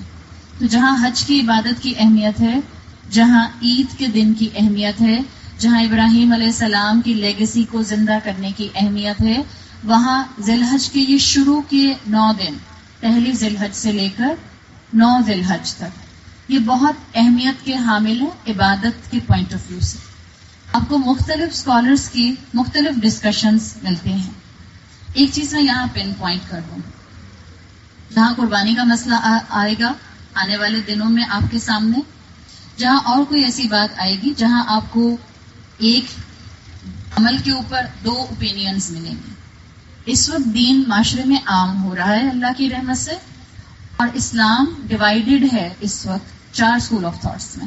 ہم سب جانتے ہیں ان 4 اسکول آف تھاٹس میں ایک چیز ذہن میں رکھیے، چاروں کے پاس اپنے اپنے دلائل اور اپنے اپنے قرآن اور حدیث سے ریفرنسز موجود ہیں. ہمارے پاس علم کی کمی ہوتی ہے جس کی وجہ سے ہم بعض اوقات ایک بات سنتے ہیں کسی ایک اسکول آف تھاٹ کی، اور اس کے بعد کوئی اور ہمارے سامنے بیٹھ کر کسی اور اسکول آف تھاٹ کی بات اسی ریفرنس میں کرتا ہے جس میں سلائٹ ڈفرنس ہوتا ہے. اس موقع پر کبھی کوشش نہ کریں کہ جو میں نے سنا وہ ٹھیک ہے، جو آپ بتا رہی ہیں وہ غلط ہے. یہ لیتھل مائنڈ سیٹ ہے مسلم امت کے لیے جو صرف اور صرف ہمیں توڑ سکتا ہے، جوڑ نہیں سکتا. ہم میں اختلاف ہو سکتے ہیں، ڈفرنس آف اوپینین اسکالرز میں ہو سکتا ہے، ایک ہی عمل کے لیے 2 رائے موجود ہو سکتے ہیں. آپ کے لیے سمپل کیا ہے؟ یا تو علم حاصل کیجئے چاروں اسکول آف تھاٹس کا. نہیں علم حاصل کر سکتے تو جو آپ کے علم میں کسی اسکالر کی بات آ جائے اس کے ساتھ آپ کو قرآن اور حدیث کا ریفرنس مل جائے، بسم اللہ کیجئے اور عمل کیجئے. کوئی اور مختلف بات سننے کو ملے تو یہ مت کہیں کہ میں نے جو سنا وہ صحیح ہے، جو سامنے بتایا جا رہا ہے یہ غلط ہے، بلکہ یہ کہیے کہ دین کی وسعت ہے، یہ بھی پوائنٹ ہے جو میرے علم میں آج آ گیا. یہاں تک بات سمجھ آ گئی؟ اگر ہم اس کو سمجھیں گے تو ہم کبھی کنفیوز نہیں ہوں گے. مختلف اسکالرز نے اس بات پر بھی ڈیبیٹ کی ہے، جیسے امام ابن القیم اور امام ابن تیمیہ کی اگر آپ کتابیں پڑھیں تو وہ مختلف احادیث مینشن کرتے ہیں. بعض احادیث سے پتہ چلتا ہے کہ لوگ کہتے ہیں کہ حدیث پڑھ کے کہ سب سے زیادہ اہمیت کے 10 دن رمضان کا آخری عشرہ ہے. ہم سب جانتے ہیں الحمدللہ آخری عشرہ بہت اہمیت کا حامل ہے. پھر آپ کو ایک جگہ اور کوئی ٹاک، کوئی کتاب پڑھنے کو مل جاتی ہے، کوئی ٹاک سننے کو مل جاتی ہے جس سے پتہ چلتا ہے کہ ذی الحج کے شروع کے 10 دن بہت اہمیت کے حامل ہیں. اب ہمارے ذہن میں یہ نہ آنے لگ جائے کہ یہ کیا بات ہوئی، رمضان کا آخری عشرہ ٹھیک ہے، زیادہ اہمیت کا حامل ہے، یا ذی الحج کے پہلے 10 دن زیادہ اہمیت کے حامل ہے؟ بجائے اس کے کہ ہم اس کے اندر مقابلہ کرنا شروع کر دیں، ہم کیوں نہ اس طرح سوچیں کہ الحمدللہ اللہ نے ہمیں 2 موقع دیے، 2 سیٹ آف 10 ڈیز دیے. ایک رمضان کا دیا جو رمضان میں ویسی عبادت نہ کر سکے جیسے کہ وہ پلان کر چکا تھا، کرنا چاہ رہا تھا یا کرنا چاہ رہی تھی، اور اس کو عبادت کا ویسا موقع نہیں ملا. اللہ کی رحمت سے زندگی ملی، ذی الحج کا مہینہ آیا، اللہ تعالیٰ نے 10 اور دن دیے ہیں. اگر وہ کمی وہاں جو رہ گئی تھی وہ ہم ذی الحج میں مکمل کر لیں. امام ابن القیم اپنی کتاب میں بہت پیاری بات لکھتے ہیں. انہوں نے لکھا کہ اگر ہم ان دونوں چیزوں کو ریکنسائل کریں تو ہمیں ریکنسائل کر کے یہ جواب ملتا ہے کہ یقیناً رمضان کے آخری عشرے کی جو آخری 10 راتیں ہیں وہ زیادہ اہمیت کی حامل ہیں ایز کمپیئر ٹو ذی الحج کے ان 10 دنوں کی راتیں، اور ذی الحج کے دن زیادہ اہمیت کے حامل ہیں ایز کمپیئر ٹو رمضان کے آخری عشرے کے 10 دن. یہ ایک طرح سے ایک ایکسپلینیشن ہے، لیکن سب سے ایزی ایکسپلینیشن کیا ہے؟ دونوں سیٹ بہت امپورٹنٹ ہیں. اگر مجھ سے رمضان میں کمی رہ گئی تھی، ظاہری بات ہے ذی الحج کا مہینہ رمضان کے بعد آئے گا، جو وہاں کمی رہ گئی تھی، گرمی ہو گئی تھی، طبیعت ٹھیک نہیں تھی، کوئی مصروفیت ہو گئی تھی، ٹریولنگ ہو گئی تھی، میں عبادت ویسی نہیں کر سکی جیسی میں کرنا چاہ رہی تھی، تو ہمارے پاس اب ذی الحج کے 10 دن آ رہے ہیں، اس کا ہم میکسیمم فائدہ اٹھائیں. یہ طریقہ کار جب آپ کا ذہن بنائے گا تو انشاءاللہ آپ اپنی زندگی کی نعمت کا بھرپور استعمال کر سکیں گے، اور اس میں کوئی جھگڑے کی بات بھی نہیں ہے. ہم ابراہیم علیہ السلام ہی کی زندگی کو اگر سامنے رکھیں تو اس سے پہلے کہ میں اسپرچل پوائنٹ آف ویو سے آپ کے سامنے کچھ پوائنٹس رکھوں جو ہم اپنے ان 10 دنوں کو میکسیمائز کرنے کے لیے استعمال کر سکتے ہیں، میں کچھ پوائنٹس آپ کے سامنے آپ کا انٹلیکچوئل لیول بڑھانے کے لیے ابراہیم علیہ السلام کی زندگی سے رکھنا چاہ رہے ہیں، اس لیے کہ یہ انشاءاللہ وہ مائنڈ سیٹ آپ کا اس سے بنے گا جس مائنڈ سیٹ کے ذریعے آپ اپنے آپ کو ایک مضبوط مسلمان بنا سکیں گی، اور آپ اپنے آنے والی نسل کے اندر ان پوائنٹس کو انکلکیٹ کر سکیں گے. سب سے اہم چیز جو ابراہیم علیہ السلام کی پرسنالٹی سے آپ کو نظر آتی ہے، چاہے وہ اس وقت بالکل ٹین ایج میں تھے، وہ ان کا اپنی عقل کا استعمال ہے، وہ عقل جو اللہ نے ہم سب کو دی ہے. ابراہیم علیہ السلام نے as a teenage boy اپنے اس معاشرے میں ان چیزوں کو سوال کیا جن کے لیے سوشلی پولیٹیکلی سوال کرنا کمپلیٹلی ان ایکسیپٹیبل تھا. ایسی جگہ پر ابراہیم علیہ السلام نے آنکھ کھولی تھی جہاں ہر طرف شرک تھا، اور شرک بھی ایسا شرک نہیں تھا جیسا شرک آپ کو ہمارے معاشرے میں نظر آتا ہے. ہمارے معاشرے میں شرک کی کئی فارمز ہیں، لیکن الحمدللہ ہمارے معاشرے میں مسلمان بت کے سامنے ہاتھ جوڑ کر نہیں کھڑے ہو جاتے. یہ اللہ کی رحمت ہے. ہمارے معاشرے میں شرک وہ ہے جس میں ہمارے بت 99% سر کی آنکھوں سے نظر نہیں آتے ہیں، 1% سر کی آنکھوں سے نظر آتے ہیں. کبھی کبھی ہمارے لیے ہمارے بت ہمارے اپنے فیملی ممبرز ہو جاتے ہیں، جن فیملی ممبرز کی محبت میں ہم اللہ کی نافرمانی کرتے ہیں. کہنے کو وہ ہمارے سر کی آنکھوں سے نظر آ رہے ہوتے ہیں، لیکن اگر میرا ہی اولاد یعنی میرا بیٹا یا میری بیٹی مجھے مجبور کر دے کہ میں شریعت کے ان تمام لمٹس اور باؤنڈریز کو توڑوں جن سے اسلام مجھے منع کرتا ہے، جسٹ ڈیو ٹو محبت آف مائی چلڈرن، اس کا مطلب ہے کہ میری اولاد میرے لیے بت ہے. باقی 99% بت ہمارے یہاں ہماری آنکھوں سے نظر نہیں آتے. دنیا کی محبت کا بت آنکھوں سے نظر نہیں آتا، مٹیریلزم کا بت آنکھوں سے نظر نہیں آتا، فیشن کو پورا کرنے کی خواہش کا بت آنکھوں سے نظر نہیں آتا، اور اس کے ساتھ ساتھ جتنے نام لیتے جائیں وہ تمام معاشرے کی اور خاندان کی رسومات جن کو ہم صرف بحالت مجبوری کا ٹائٹل لگا کر کرتے ہیں جبکہ اس میں اللہ کی دی ہوئی حدود ٹوٹ رہی ہوتی ہیں، وہ سب ہمارے وہ بت ہیں جو ہمیں سر کی آنکھوں سے نظر نہیں آتے. تو شرک میں تو ہم نے بھی آنکھ کھولی ہے. فرق میں نے آپ کو بتا دیا. ابراہیم علیہ السلام نے جس معاشرے میں آنکھ کھولی تھی وہاں ہر طرف وہ شرک تھا جس میں بتوں کی عبادت کی جاتی تھی. سورج کو بت بنا کر رکھا گیا تھا، چاند کو خدا کہا گیا تھا، ستاروں کو خدا کہا گیا تھا. اس شرک کے معاشرے میں ابراہیم علیہ السلام آنکھ کھولتے ہیں، اور as a young boy, as a teenage boy وہ سوال کرتے ہیں کہ یہ سورج ہمارا خدا کیسے ہو سکتا ہے، یہ چاند خدا کیسے ہو سکتا ہے، اس لیے کہ یہ دونوں ڈوب جاتے ہیں. یہ ستارے خدا کیسے ہو سکتے ہیں، اس لیے کہ ستارے دن میں نظر نہیں آتے. اس کائنات کا رب کوئی ایسا ہوگا جو ہر وقت ہر چیز کو ہر طرح سے ہر اینگل سے کنٹرول کر سکتا ہے. یہ ابراہیم علیہ السلام کا وہ عقل کا استعمال تھا، وہ لاجک تھے جو انہوں نے اپنے انٹلیکٹ کو استعمال کرتے ہوئے کیے. آج بھی کئی ینگسٹرز کے ذہن میں کئی نارمز کے لیے، جو معاشرے میں اس وقت نارمز ہیں، ان کے لیے سوال اٹھتے ہیں، لیکن بہت دفعہ وہ اپنے ان سوالوں کو اپنی زبان سے ادا نہیں کر پاتے. اگر ان کو ہمت چاہیے تو ابراہیم علیہ السلام کو اسٹڈی کریں. اگر آپ نے ان کو ہمت دینی ہے اولاد کو اپنی ماں باپ ہوتے ہوئے، تو اپنی اولادوں کو ابراہیم علیہ السلام کے قصے پڑھائیے، سنائیے، بتائیے. ان کا وہ کریکٹر بتائیے کہ انہوں نے کس طرح سے اس دور میں سٹینڈ لیا جس دور میں آس پاس کوئی توحید پر عمل کرنے والا نہیں تھا. آپ کی اور میرے لیے بھی اس میں سبق ہے. اگر سارا معاشرہ شرک کرے اور آپ کو پتا چل جائے کہ یہ چیز شرک ہے، تو یہ آپ کے ایمان کی طاقت ہے، آپ کی انٹلیکٹ ہے کہ آپ اس کو سوال کر سکیں. اس وقت سارا معاشرہ جو کچھ شادی بیاہ کے موقع پر کرتا ہے، جنرلی سارا معاشرہ، اس لیے کہ جو لوگ اپنے آپ کو سادگی کی طرف لانے کی کوشش میں ہیں، وہ آٹے میں نمک کے برابر ہے. اس وقت وہ بچیاں جو کہ ہائی اسکول میں یا یونیورسٹیز میں پڑھتے ہیں، وہ بچے جو یونیورسٹیز میں پڑھتے ہیں، وہ خواتین جو کارپوریٹ انوائرمنٹ میں کام کرتی ہیں، ان کے اندر اس وقت کتنے گٹس ہیں کہ وہ سٹینڈ لے سکیں کہ مجھے اپنی ریلیجس فریڈم ملنی چاہیے، اپنی پڑھائی کے ساتھ ساتھ اپنے جاب اور اپنے پروفیشنل کریئر کے ساتھ ساتھ. یہ وہ گٹس ہیں جو ہمیں ابراہیم علیہ السلام سے سیکھنے ہیں. اسلام الگ اور دنیا الگ. اسلام ہمیں یہ نہیں سکھاتا میں اگر مسلمان ہوں تو میں 24/7 مسلمان ہوں. اگر مجھے اللہ کی بندگی کرنی ہے تو 24/7 مجھے اللہ کی بندگی کرنی ہے.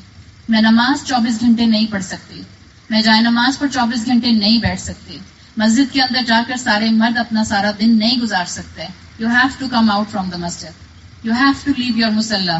لیکن آپ کی بندگی کی حالت کبھی ختم نہیں ہوگی. نماز کی حالت ختم ہو جائے گی بٹ اللہ کی بندگی کی حالت ختم نہیں ہوگی. آپ جاب کریں یا آپ بزنس کریں، آپ دنیا چلائیں یا آپ انڈسٹری چلائیں، آپ کسی بھی دنیا کے کام کو کریں، آپ دین کو کمپرومائز نہیں کر سکتے. اور جس جگہ دین کمپرومائز ہوتا ہے، لرن فرام ابراہیم علیہ السلام. Then you have to speak. جب ابراہیم علیہ السلام اپنے ذہن میں سوال کرتے رہے، ان کا جواب یہاں ملا، اس جگہ تک ملا کہ یہ خدا نہیں ہو سکتے. یہ بت جن کے سامنے ہم ہاتھ جوڑ کر کھڑے ہو جاتے ہیں، جو اپنا بچاؤ بھی نہیں کر سکتے، جو نہ سنتے ہیں اور نہ دیکھتے ہیں، جن کو اگر انہوں نے کلہاڑے سے توڑ دیا تو کوئی ایک دوسرے کی مدد نہیں کر سکا، تو یہ ہمارے خدا نہیں ہو سکتے. جب یہاں تک وہ اس کنکلوژن پر اپنی عقل کے ذریعے اللہ کی رحمت سے پہنچ گئے تو خاموش نہیں رہے، بولے. اور پھر بولے کیسے؟ ابراہیم علیہ السلام سے انٹلیکچولی ایک مسلمان کو اپنی زندگی میں سیکھنے کے لیے ایک بہت اہم چیز ملتی ہے. وہ یہ کہ بہت ادب کے ساتھ بات کی. جب اپنے والد کو یہ بات بتائی کہ جن بتوں کی ہم عبادت کرتے ہیں یہ بت ہمیں فائدہ نہیں دے سکتے، تو والدین کو جب دین بتایا، والد سے جب دین کی بات کی تو انسلٹنگ وے میں بات نہیں کی. پورا قرآن جہاں جہاں ابراہیم علیہ السلام کا ان کے والد کے ساتھ کانورسیشن کو مینشن کرتا ہے، یا ابتی، یا ابتی. And that's the way in Arabic language. اے میرے پیارے ابا، او مائی ڈیئر فادر، او میرے اچھے ابا. ہماری طرح نہیں کہ ہمیں دین کی 4 باتیں پتہ چلتی ہیں تو ہم ماں باپ کو اور ساس سسر کو کمر پر ہاتھ رکھ کر انسٹرکشن دینا کھڑے ہو جاتے ہیں. آپ نے تو ہمیں سکھایا نہیں، آپ کا فرض تھا ہمیں سکھاتے. آپ بدعت کرتے ہیں. اولاد ماں باپ کو یا ہر اس رشتے کو جو ماں باپ کے مقام پر ہے، جو آپ سے عمر میں بڑا ہے، جو آپ سے رتبے میں بڑا ہے، آپ اس انداز میں اس سے بات نہیں کر سکتے. اگر آپ کو رسپیکٹ سیکھنی ہے دین پر عمل کرنے کے ساتھ ساتھ، تو ابراہیم علیہ السلام سے سیکھیے کہ کس طرح سے اپنی بات کو پہنچایا جاتا ہے. پھر ابراہیم علیہ السلام نے اس توحید کے ایلیمنٹ کو، جہاں اللہ تعالیٰ نے ان کی عقل کے ذریعے ان کو یہاں تک پہنچایا تھا، صرف اپنے گھر والوں سے، اپنے والد سے بات نہیں کی، بلکہ معاشرے میں بھی اس چیز کو باہر لے کر نکلے، معاشرے میں بھی اس کو ایکسپوز کیا. ظاہری بات ہے جب آپ پروفیشنز میں جائیں گی، جب آپ یونیورسٹیز کا حصہ بنیں گی، جب آپ اپنے کریئر میں آگے بڑھنا چاہیں گی، خواتین ہوتے ہوئے بھی، ظاہری بات ہے جب آپ کے بیٹے بھی جائیں گے، وہ بھی اور آپ بھی، جب آپ کی بیٹیاں بھی جائیں گی اور وہ اپنا ریلیجس فریڈم ڈیمانڈ کریں گی، آٹومیٹیکلی دین کی بات معاشرے میں پھیلے گی. آخر ایک وقت آ ہی گیا نا کہ آہستہ آہستہ پلاسٹک بیگ کے اگینسٹ کیمپین بڑھنا شروع ہو گئی. جتنے لوگ آواز اٹھاتے ہیں، جتنے لوگ اپنا رائٹ استعمال کرتے ہیں ان اے ڈیسنٹ پولائٹ مینر، جتنے لوگ اپنی وزڈم کے ساتھ حق بات کو آگے لے کر چلتے ہیں، بات پھیلتی ہے. یہ حق ہے، یہ اپنا مقام دل کے اندر خود بناتا ہے. تو ابراہیم علیہ السلام نے ہمیں یہ سکھایا کہ جب حق نظر آ جاتا ہے تو حق کو چھپ کر عمل میں نہیں لایا جاتا. اسی لیے آپ کو میں نے شروع میں کہا اصل شکر نعمت کا استعمال ہے. میں اپنے کمرے کے اندر مسلمان ہوں، میں جائے نماز کی چوڑائی پر مسلمان ہوں، میں حج پر جاؤں تو مسلمان بن جاؤں، میں عمرہ کرنے جاؤں مسلمان بن جاؤں، اور ویکیشنز پر جاؤں تو پھر میری مسلم آئیڈینٹی کو کیا ہو جاتا ہے. جب شادیاں ہوتی ہیں تو میری مسلم آئیڈینٹی کو کیا ہو جاتا ہے. جب ہمارے بچے یونیورسٹیز کا رخ کرتے ہیں تو ہمارے بچوں کی ڈریسنگ کو کیا ہو جاتا ہے. جب ہمارے فنکشنز اور گیدرنگز اور کارپوریٹ بزنس کے ڈنرز آتے ہیں تب ہماری مسلم آئیڈینٹی کو کیا ہو جاتا ہے. پلیز ڈیسنٹ وے جس میں آپ اپنی ریلیجیس فریڈم کی آواز اٹھا سکیں. You have right. ابراہیم علیہ السلام نے یہ بات ہمیں سکھائی، اور ابراہیم علیہ السلام نے ایک اور بات سکھائی جو آپ کو ابراہیم علیہ السلام کی انٹلیکچوئل پاور سے پتہ چلتی ہے. جہاں ابراہیم علیہ السلام کے خلاف یہ سٹینڈ لیا گیا کہ یا تو ہماری بات مانو یا ہم تمہیں آگ میں پھینک دیں گے، ابراہیم علیہ السلام ڈر گئے، چھوڑ دی توحید کی بات یا سٹینڈ لیا. ابراہیم علیہ السلام کے لیے جب نمرود نے آگ تیار کرنے کا فیصلہ کیا تھا اس وقت ابراہیم کا ایک بھی سپورٹر نہیں تھا. جب آپ ابراہیم علیہ السلام کی ہسٹری پڑھتے ہیں، ابراہیم علیہ السلام کے اپنے والد نمرود کے ساتھ تھے، بلکہ کہا جاتا ہے کہ وہ جو کمرہ نما ایک آگ دہکائی جا رہی تھی، ابراہیم علیہ السلام کے والد بھی اس میں پارٹیسپینٹ تھے. وہ خود اپنے بیٹے کو اس آگ میں ڈالنے والوں کے ساتھ تھے. ایک بھی سپورٹر ابراہیم علیہ السلام کا نہیں تھا. لیکن ابراہیم علیہ السلام کا توکل، ٹرسٹ کس پر تھا؟ وَمَن يَتَوَكَّلْ عَلَى اللَّهِ فَهُوَ حَسْبُهُ. سورہ طلاق کی آیت نمبر 3 میں آتا ہے جو اللہ پر توکل کرتا ہے اللہ اس کے لیے کافی ہو جاتا ہے. اور جس کے لیے اللہ کافی ہو جائے، اگر پوری دنیا بھی اس کے خلاف ہو جائے تو اس کو کوئی نقصان نہیں پہنچا سکتا. پوری دنیا نے میریکل دیکھا، جنہوں نے ابراہیم علیہ السلام کے لیے ایک بڑی آگ، کمرہ نما آگ تیار کی تھی. اتنی بڑی آگ کہ اگر اس کے اوپر سے کوئی پرندہ گزرتا تھا تو وہ روسٹ ہو کر اس کے اندر گر جاتا تھا.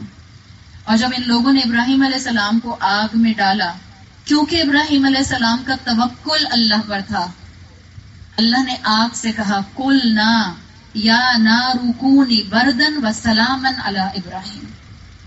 اللہ نے کہا ہم نے آگ کو حکم دیا ٹھنڈی ہو جاؤ اور سلامتی بن جاؤ ابراہیم علیہ السلام کے لیے.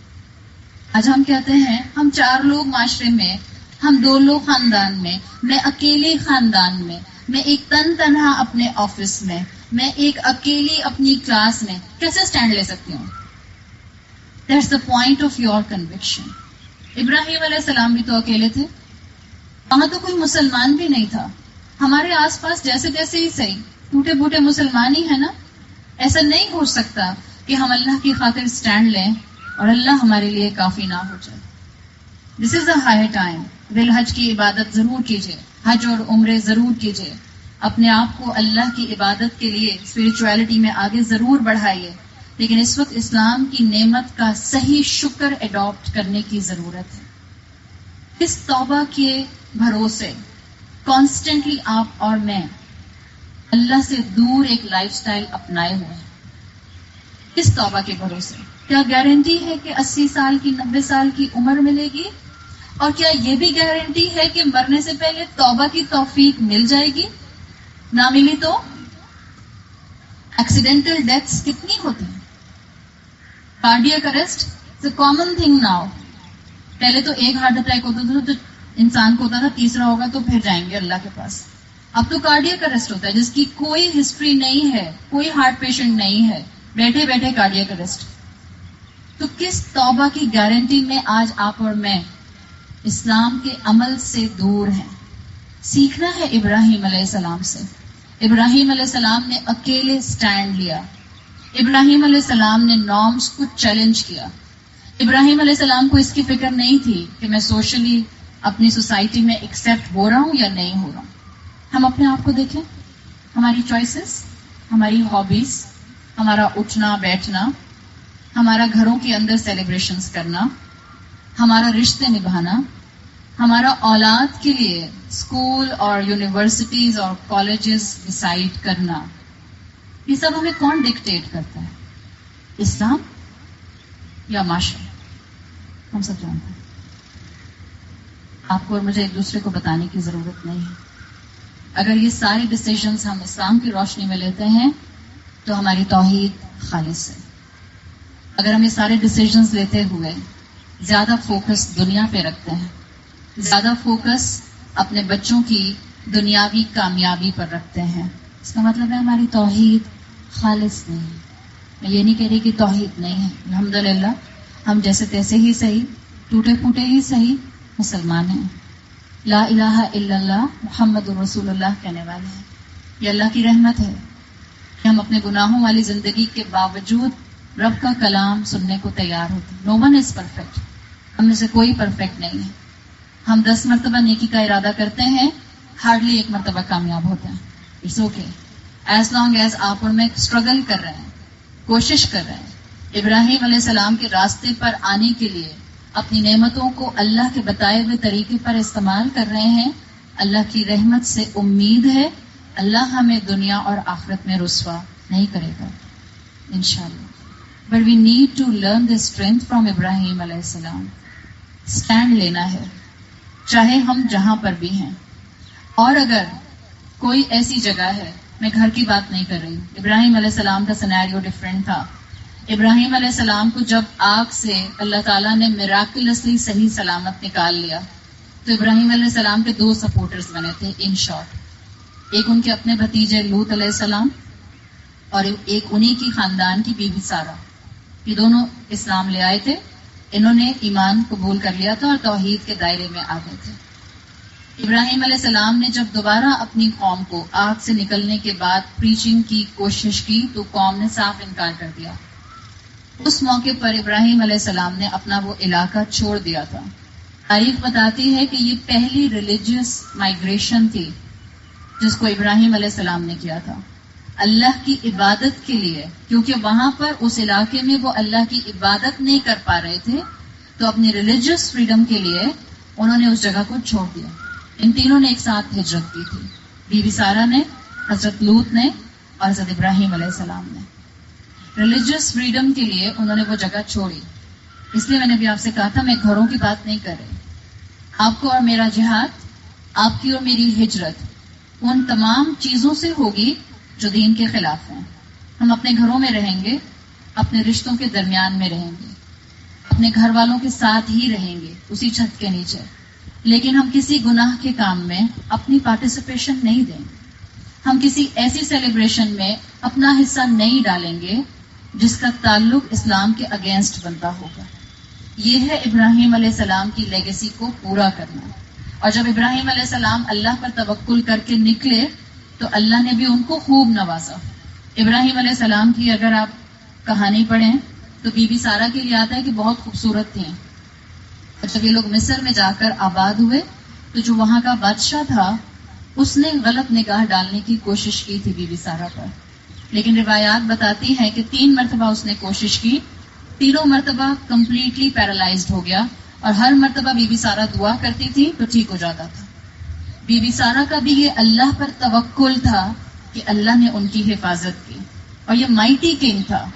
تو ایک چیز جو ابراہیم علیہ السلام کی زندگی سے آپ کو کانسٹنٹلی ملتی ہے وہ یہ کہ اگر آپ اللہ کے راستے میں فرما برداری کا راستہ اڈاپٹ کرنے کے لیے آگے بڑھتے ہیں، چاہے آپ اکیلے ہیں، ادب کا دائرہ آپ ہاتھ سے نہیں چھوڑتے، اخلاق کا دائرہ آپ ہاتھ سے نہیں چھوڑتے، اور اپنے گھر والوں کے درمیان میں رہتے ہوئے آپ گناہوں سے اور ان اسلامک ریچول سے اپنے آپ کو دور کر لیتے ہیں تو اللہ کی مدد آتی ہے، چاہے آپ کے مقابلے میں مائٹی کنگ کیوں نہ ہو.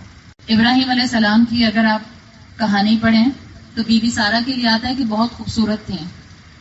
اور جب یہ لوگ مصر میں جا کر آباد ہوئے تو جو وہاں کا بادشاہ تھا اس نے غلط نگاہ ڈالنے کی کوشش کی تھی بی بی سارہ پر، لیکن روایات بتاتی ہیں کہ 3 مرتبہ اس نے کوشش کی، تینوں مرتبہ کمپلیٹلی پیرالائزڈ ہو گیا اور ہر مرتبہ بی بی سارہ دعا کرتی تھی تو ٹھیک ہو جاتا تھا. بی بی سارہ کا بھی یہ اللہ پر توکل تھا کہ اللہ نے ان کی حفاظت کی، اور یہ مائٹی کنگ تھا. تو ایک چیز جو ابراہیم علیہ السلام کی زندگی سے آپ کو کانسٹنٹلی ملتی ہے وہ یہ کہ اگر آپ اللہ کے راستے میں فرما برداری کا راستہ اڈاپٹ کرنے کے لیے آگے بڑھتے ہیں، چاہے آپ اکیلے ہیں، ادب کا دائرہ آپ ہاتھ سے نہیں چھوڑتے، اخلاق کا دائرہ آپ ہاتھ سے نہیں چھوڑتے، اور اپنے گھر والوں کے درمیان میں رہتے ہوئے آپ گناہوں سے اور ان اسلامک ریچول سے اپنے آپ کو دور کر لیتے ہیں، تو اللہ کی مدد آتی ہے. چاہے آپ کے مقابلے میں مائٹی کنگ کیوں نہ ہو، اللہ مدد بھیجتا ہے. تو یہ وہ مختلف اینگلز ہیں جو ہمیں ابراہیم علیہ السلام کی زندگی سے ملتے ہیں. ان کو اڈاپٹ کیجئے، اپنی عقل کو اللہ کے راستے میں استعمال کیجئے، اپنی عقل کو دین کے کنوکشن کو بڑھانے کے لیے استعمال کیجئے. آپ میں سے جو جہاں پر ہے، گھروں میں آپ ہاؤس وائف ہیں، آپ اسکول جاتی ہیں، آپ کالج جاتے ہیں، آپ یونیورسٹی جاتے ہیں، یا آپ کہیں جاب کرتی ہیں یا بزنس کرتی ہیں، اٹس اے ہائر ٹائم کہ آپ کا اسلام آپ کے 5 فٹ کے جسم پر نظر آئے، آپ کے اخلاق اور معاملات میں نظر آئے، آپ کی زندگی کی چوائسز میں نظر آئے، آپ کی توحید آپ کے اوپر پرومیننٹ ہو. یہ ہے ابراہیم علیہ السلام کی لیگیسی. اور جو ابراہیم علیہ السلام کی اس لیگیسی کو اڈاپٹ کرنا چاہتا ہے، اس کے لیے اسپرچل پوائنٹ جو ہمیں مختلف احادیث کے ہی ریفرنسز سے ملتے ہیں کہ ہم اپنے ان ذی الحجہ کے شروع کے 10 دنوں کو کس طرح سے میکسیمائز کر سکتے ہیں. مختلف عبادات آپ کو ملتے ہیں کہ آپ کس طرح سے اس کو بڑھا سکتے ہیں. اس میں آسان سا طریقہ کیا ہے کہ آپ اپنے آپ کو ابھی سے پریپیئر کیجئے. پروبیبلی آج اگر چاند نظر آ جاتا ہے تو کل انشاءاللہ پہلی ذی الحجہ جو ہے وہ ہوگی. کچھ پوائنٹس میں آپ کو دے دیتی ہوں، اس میں سے جو آپ اڈاپٹ کرنا چاہیں وہ کر سکتی ہیں. سب کر لیتی ہیں الحمدللہ، لیکن یاد رکھیے گا یہ پوائنٹس اس نیت سے اڈاپٹ کیجیے گا کہ میں ان 9 دنوں کے اندر، ان 10 دنوں کے اندر یہ عبادات کروں گی. اللہ تعالیٰ آپ کی مدد سے مجھے ان عبادات کے ذریعے وہ اسٹرینتھ دیجیے گا کہ باقی 11 مہینے میں ان انٹلیکچوئل کیپیسٹیز میں اپنے آپ کو گرو کر سکوں جو ابراہیم علیہ السلام اب ایز اے لیگیسی ہمارے لیے چھوڑ کر گئے ہیں. جب آپ اس نیت سے عبادت کرتے ہیں تو عبادت آپ کے ایمان کو بھی بڑھاتی ہے اور عبادت آپ کی بندگی کو بھی بڑھاتی ہے. بندگی کیا ہوتی ہے کہ انسان دنیاوی کام کر رہا ہوتا ہے بظاہر، لیکن وہ بھی عبادت بن جاتے ہیں جب وہ اللہ کی مرضی کے ساتھ کرتا ہے. کہنے کو بچہ یونیورسٹی گیا اور آپ کے ہسبینڈ اپنی فیکٹری میں گئے، لیکن وہ دونوں کانسٹنٹلی حالت عبادت میں رہتے ہیں جب وہ اپنا ہر لمحہ اللہ کی بتائی ہوئی نعمتوں کے مطابق گزارتے ہیں، شریعت کے مطابق گزارتے ہیں، دین اسلام کے مطابق گزارتے ہیں. تو ہم کس طرح سے اسپرچل پاور، اسپرچولی اسٹرینتھ اپنے اندر لا سکتے ہیں؟ ایک سمپل عمل جو کہ ہمیں جنرلی اسلام میں ملتا ہے وہ ہے روزے کی عبادت کا. روزہ رمضان کا اپنی جگہ اہمیت رکھتا ہے، لیکن جو نفلی روزے ہیں اس کا اپنا مقام ہے. جو آپ صلی اللہ علیہ وسلم سے ہمیں حدیث قدسی ملتی ہے جس میں اللہ تعالیٰ نے فرمایا الصوم لی وانا اجزی بہ. یہ صرف رمضان کے روزوں کے لیے نہیں آتی، اس کے لیے محدثین کہتے ہیں کہ یہ ہر دن کے روزے کے لیے ہو سکتی ہے، چاہے وہ فرض روزہ ہو، چاہے وہ آپ نے فرض روزے کی قضا کے طور پر رکھا ہو، چاہے وہ آپ کا کوئی نفلی روزہ ہو. جس وقت بھی آپ روزہ رکھتے ہیں تو روزے کا اجر اللہ نے محفوظ رکھا ہے. اللہ روزے کا وہ اجر دے گا جو بندے کو آخرت میں خوش کر دے گا. اسی لیے اللہ تعالیٰ نے حدیث قدسی میں کہا ہے الصوم لی، روزہ میرے لیے ہے، وانا اجزی بہ، اور میں ہی اس کی جزا دوں گا. تو سب سے بہترین عبادت ہے پہلی ذی الحج سے لے کر 9 ذی الحجہ تک روزے رکھنا. یہاں ایک بات یاد رکھیے گا، اگر آپ یہ چاہتے ہیں کہ آپ اپنا رمضان کا قضا روزہ رکھیں تو قضا روزے کے ساتھ نفلی روزے کی نیت کرنے کی ضرورت نہیں. اگر آپ ان دنوں میں رکھیں گی، اللہ غفور اور رحیم ہے، اللہ چاہے گا انشاءاللہ آپ کو جو ریوارڈ بڑھا کر دینا چاہے گا وہ دے دے گا. لیکن جب ہم کوئی روزہ اس نیت سے رکھتے ہیں کہ یہ میرا قضا ہے، تو قضا روزے کی انٹینشن صرف قضا روزے کی ہوتی ہے. ان دنوں میں کوئی رکھنا چاہے تو رکھ سکتا ہے. اور اگر آپ انہی 9 دنوں کے روزے رکھتی ہیں تو اس کے لیے آپ کے پاس انسینٹیو کیا ہے؟ نمبر 1 انسینٹیو، آپ صلی اللہ علیہ وسلم نے، ابو داؤد کی حدیث آتی ہے کہ آپ نے ذی الحجہ کے ان 9 دنوں میں روزے رکھے. صحیح مسلم کی حدیث آتی ہے، آپ صلی اللہ علیہ وسلم نے فرمایا، جو حدیث کا مفہوم ہے کہ یوم عرفہ کا روزہ، جو 9 ذی الحج کا روزہ ہوتا ہے، وہ انسان کے 2 سال کے گناہوں کا کفارہ بن جاتا ہے. یعنی جو پچھلے سال تک گزرا ہوا پچھلے ذی الحجہ کے مہینے تک چلے جائیے، جتنے ہمارے گناہ ہوئے ہوں گے، کون سے گناہ، کبیرہ یا صغیرہ؟ صغیرہ اونلی، ناٹ کبیرہ، ٹھیک ہے؟ جتنے ہمارے صغیرہ گناہ ہوئے ہوں گے پچھلے ذی الحجہ کے سال سے لے کر اس ذی الحجہ کے مہینے تک کے، اللہ ان سب کو اپنی رحمت سے معاف فرما دے گا. وہ کفارہ بن جائے گا انشاءاللہ یوم عرفہ کا روزہ، پلس آنے والے اگلے سال تک کے اگر ہمارے کوئی صغیرہ گناہ ہونے ہوں گے تو انشاءاللہ یوم عرفہ کا روزہ ان کے لیے بھی کفارہ بن جائے گا. ایک انسینٹو کیا ہے یوم عرفہ کا روزہ؟ اگر کوئی 9 روزے پورے نہیں رکھتا تو میکسیمم کوشش کرے کہ 9 ذی الحجہ کو روزہ ضرور رکھے کہ وہ 2 سال کے گناہوں کا کفارہ بن جاتا ہے. دوسری بات، آپ صلی اللہ علیہ وسلم نے 9 دنوں میں روزے رکھے ہیں، ابو داؤد کی حدیث آتی ہے. تیسرا incentive is a general incentive to keep روزہ in any part of the year. آپ صلی اللہ علیہ وسلم کی حدیث کا مفہوم آتا ہے کہ جب انسان اللہ کی رضا کے لیے روزہ رکھتا ہے تو اللہ اس انسان کا چہرہ 70 سال جہنم کی آگ سے دور کر دیتا ہے. یعنی جس نے ایک روزہ رکھا اس کا چہرہ، ظاہر بات ہے چہرہ الگ ہوگا، آپ کا چہرہ دور ہوگا تو آپ کا پورا جسم آگ سے دور ہو جائے گا. تو دس از این انالوجی ان حدیث کہ جو شخص اللہ کی رضا کے لیے، نفلی روزے کی بات ہو رہی ہے، یہ فرض روزے کی بات نہیں ہو رہی، جو شخص اللہ کی رضا کے لیے ایک دن کا روزہ رکھتا ہے، یومن کا لفظ آتا ہے، ایک دن کا روزہ رکھتا ہے، اللہ اس شخص کے چہرے کو 70 سال جہنم کی آگ سے دور کر دیتا ہے. تو ہمارے پاس انسینٹو ہے، ہم ان 9 دنوں میں روزہ رکھیں. then you can multiply انشاءاللہ وہ سال کتنے بنیں گے، 70 multiply by 9. تو ہمارے پاس ایک انسینٹو ہے، اللہ نے صحت دی ہے، ہمت دی ہے، کوشش کیجیے، ارادہ کیجیے اور ان 9 دنوں میں روزے رکھیے. ایک سوال جو اکثر پوچھا جاتا ہے کہ ہم 9 ذی الحجہ اپنی پاکستان کے حساب سے دیکھیں یا ہم سعودی عرب کے حساب سے دیکھیں. ہم مغرب کی نماز سعودی عرب کے سنسیٹ کے حساب سے پڑھتی ہیں یا پاکستان کراچی کے سنسیٹ کے حساب سے؟ ہم تو اپنی مغرب کی نماز پاکستان میں بھی ایک ساتھ نہیں پڑھتے کہ جو لاہور کا سنسیٹ ہے ہم اس حساب سے یہاں نماز پڑھیں. سو دس از اے جنرل رول امت کے اندر جو اپلائی کرتا ہے. آپ جس ملک میں جس علاقے میں موجود ہیں آپ اپنا چاند کا سیٹ اپ فالو کریں گے. مثال کے طور پر میں آپ کو ایک انالوجی بتاتی ہوں. ایک ملک کے اندر پہلی ذی الحج پہلے آ جاتی ہے اور سعودی عرب میں اگلے دن شروع ہوتا ہے. یعنی اگر مثال کے طور پر ایک ملک میں ہوں، چلیں پاکستان میں پہلی ذی الحج جو تھی وہ سعودی عرب سے ایک دن پہلے ہو گئی. اب جس دن مثال کے طور پر سعودی عرب میں 9 ذی الحجہ ہوگی، ایک دن بعد وہاں پر کیلنڈر شروع ہوا ہے، جس دن سعودی عرب میں 9 ذی الحج یوم عرفہ ہوگا، پاکستان میں اس دن کیا ہوگا؟ 10، یعنی کہ عید. روزہ رکھ سکتے ہیں؟ نہیں رکھ سکتے. ٹھیک ہے. اب اس کے اپوزٹ ایک سچویشن جیسی کہ ابھی بن رہی ہے. سعودی عرب میں پہلے آ گیا فرسٹ ذی الحجہ، پاکستان میں بعد میں آتا ہے. یعنی جب 9 ذی الحجہ سعودی عرب میں ہوگا تو ہماری ہوگی 8 تاریخ. اگر تو آپ 9 دن کنزیکٹو رکھ رہی ہیں الحمدللہ تو وہ آپ کا آٹومیٹک اس میں کور ہو جائے گا. اگر کسی انسان نے ارادہ کیا ہے کہ وہ صرف 9 ذی الحجہ کا ہی رکھنا چاہ رہا ہے تو پھر ایک کی جگہ 2 رکھ لیجئے. یہ ہمارے دین کی وسعت ہے. اور کسی کو بس یہ لگتا ہے کہ میری صحت اجازت نہیں دیتی کہ میں ان 9 دنوں میں پورے روزے رکھوں، صرف ایک روزہ رکھ سکتی ہوں، تو آپ جس ملک کا حصہ ہیں اس کے کیلنڈر کے حساب سے 9 ذی الحج کا روزہ رکھ لیجیے. اللہ غفور اور رحیم ہے. اللہ اپنے بندوں کی اطاعت چاہتا ہے، سبمیشن چاہتا ہے. اللہ ہماری ولنگنس دیکھتا ہے کہ ہم کتنا اس سے محبت کا اظہار کرنا چاہتے ہیں. تو ایک عبادت اسپرچولیٹی گین کرنے کے لیے یہ ہے کہ ہم ان 9 دنوں میں روزہ رکھنے کی کوشش کریں. دوسری بہترین عبادت جو ذی الحجہ کے ان 10 دنوں کے اندر آتی ہے وہ ہے کثرت کے ساتھ تسبیح کرنا. تحلیل لا الہ الا اللہ کہنا، تحمید الحمدللہ کہنا، تکبیر اللہ اکبر کہنا. ان 10 دنوں کا بہترین ذکر تکبیر ہے.